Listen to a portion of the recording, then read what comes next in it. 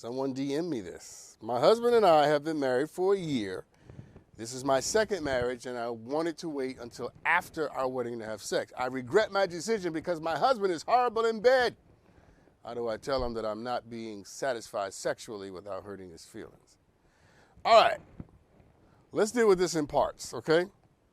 Because the first part of this, all the saved and sanctified people who are watching this show right now who believe in Jesus and the Holy Spirit, because it's a mighty burning fire and that holiness is real, y'all gonna hate that first part of this. So just buckle up and ride with me. Because this is a classic example of why I don't necessarily believe it's always good to wait for marriage to have sex, okay? Because you end up being with somebody who don't know what they're doing. And you could have taught them. You could have gave them instruction on what to do. At the very least, you would have known what you were signing up for. So I don't always believe that it's always the best thing to sort of let someone into your intimate, sacred, secret place of your body at the moment of marriage. I think sometimes it's a better idea for you guys to test run. You know what I'm saying?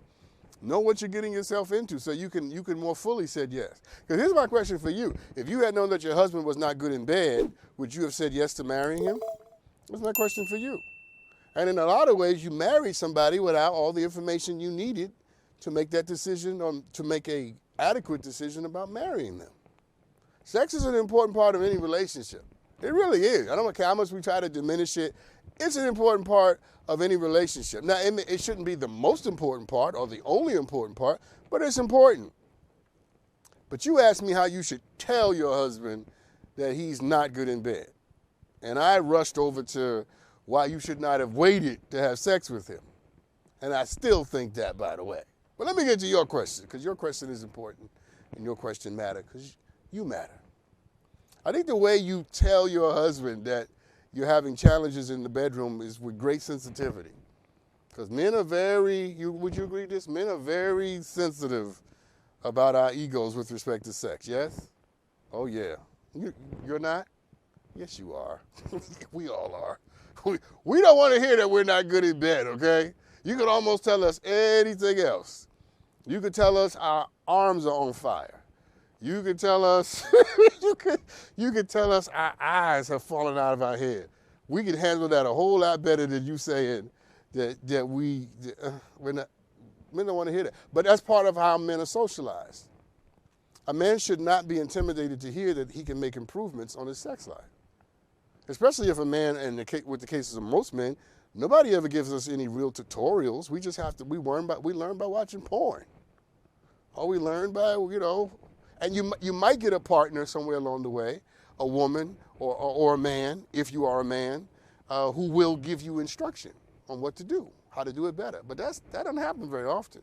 So most men come to sex, and because we're socialized the way that we do, we can't hear constructive criticism. So here's what you need to do. You need to be very sensitive and very gentle and start to suggest ways by which your sex life might be better. Instead of passively being a part of the experience, why don't you actively start to give, for lack of a better term, instruction?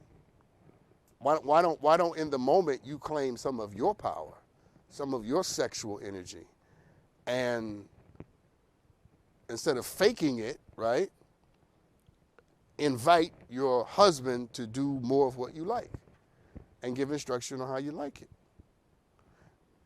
How about you guys watch, a show or a video or a podcast about improving your sex life? Just say, let's watch this together. And then maybe from that you can start to have a conversation. You follow what I'm saying? But just randomly sort of saying to the guy, you know what, you're terrible in bed. I haven't had an orgasm since you showed up. That's going to devastate him, and it's probably going to start to be the beginning of the end of your marriage. But number one, don't be passive in the moment. Tell someone what you need and how you like it, right? And say, hey, come on now. This what mama like. And then also give yourself a chance by having him encounter better information.